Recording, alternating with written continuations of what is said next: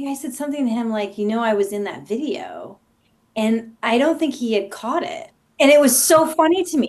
I think he genuinely put that song in the film because it's a great song and it's Yes. also uh, so of that time period.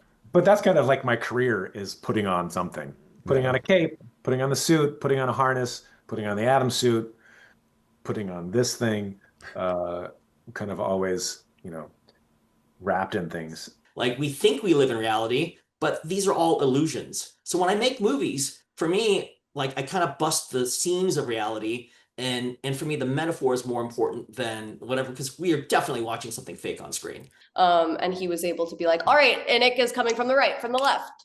Now move. Yeah, so it was always like either screams or green or whatever, not ever Ick.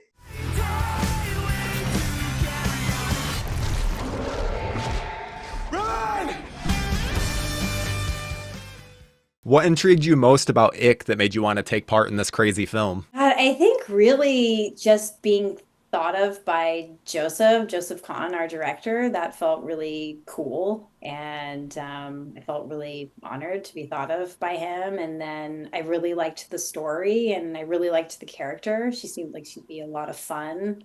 I've always been a huge fan of horror, but then to have this comedic element thrown into the mix, it just really sounded like a lot of fun for Yeah. me. And I was on board completely. Well, and the intro of this movie is really like a blast from the past, from the music to seeing you and Brandon as teenagers. So, Yeah. what's it like to embody a high schooler again? It was awesome. And there were so many things that I feel like technologically I experienced in the making of this film that I never thought that I would experience. But it was really trippy for sure. I mean, to be a mom and, in my 40s and wearing like a cheerleading uniform again, it was just like, what is happening?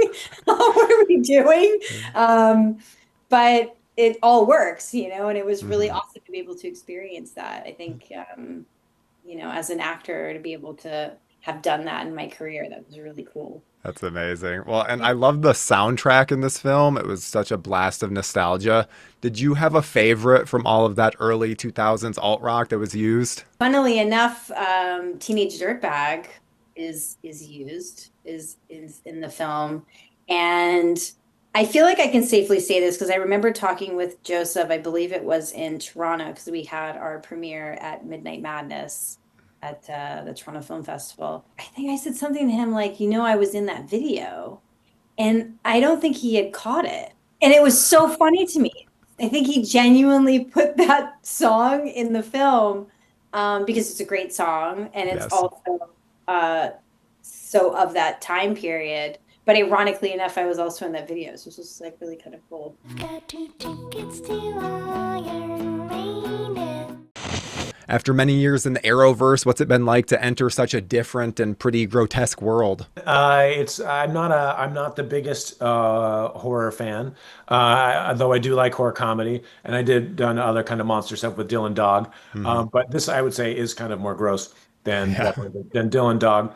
Um, and it's fun. I like I like the anti-hero, the character stacked, the odds stacked against them.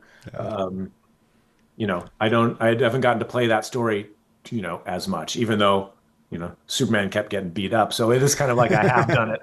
You wear that leg brace throughout the film. Was that Yeah. challenging or was that just another part of helping you get into the character? It was challenging and it was annoying, but that's kind of part of it too. Like became good friends with our prop master, Gonzo, who, he made the props and he, made it look like it had been used for a long time. And after a while, I would always just give him crap, for having to put the brace back on. He's like, I know you don't want to see me, but I got to put this on you. I'm like, okay. But that's kind of like my career is putting on something, putting on Yeah. a cape, putting on the suit, putting on a harness, putting on the Atom suit, putting on this thing, kind of always, wrapped in things oddly. Um, but it adds to the character anyway, and it made me feel, incapacitated to a degree that I had to rise above and like fight against something that was inborn. Now with Ick, Grace is quite different from Violet. She's take charge, but in a very different way. What was your favorite part of getting to play her? Everyone around her is so oblivious and so in denial of so many things that's going on, and it felt super empowering to be the one that was like, hello. I mean, it was also scary because if you're the one who's kind of knows what's going on and everyone is ignoring it, that's definitely a scary position. But since it wasn't real, it was super exciting to that part. The Ick itself looks to mostly be CGI, so what are you interacting with during filming? Are there just a ton of tennis balls and guys dressed in Green Man suits? Green man suits, green things, green balls, or nothing. We kind of just were reacting to random things. I think I remember we also had a very tight-knit connection with Joseph because Joseph operated the camera a lot of the time, and so he was very close with us, and he was able to be like, all right, and Ick is coming from the right, from the left, now move. Yeah, so it was always like either screams or green or whatever, not ever Ick. So I'm curious how it came to be. I know you have a writing credit, but was that a rewrite or did you write it together with Dan and Samuel? How did that go? Well, originally I just finished a movie called Bodied, and I was trying to figure out what to do next. And Bodied was such sort of heavy material about like appropriation and race and all these things. It was very gritty and handheld. And I was like, okay, I need to have some fun. And what I want to do is I want to make a creature feature. And more importantly, I want to make a creature feature that I'm not seeing. Because the weird thing about monster movies is you really don't see them today. It's not a genre people seem invested in horror. People keep saying they love horror, but where are the monster movies? Like all these horror movies are dinner party movies where people stabbing each other and outing each other and canceling each other. It's almost like you fear being exposed more than you fear the death. And also they're so violent. And I was like, I want to make something like back in, what I saw in the 80s, like Gremlins or something. There's definitely some social commentary going on here with like the townsfolk just ignoring the Ick at first and ignoring the threat, and then some even embrace it despite the danger. Why do you think these more satirical elements work in a story like this? False flag! Crisis actor! People walk around going, they want to see realistic movies because they think their life is realistic. And I'm not to go super hardcore pretentious here, but like, here's the thing. Everybody lives a constructed reality. For instance, there are people walking around thinking they're Hindus. There's people that walk around thinking they're Buddhists, people that think they're Christians, they're Muslims, people that think they're atheists, people that think they're agnostic. They all think they have the answers to what reality is. But in one world, some dude is walking on water, and some dude, there's no God to the universe. They don't really care.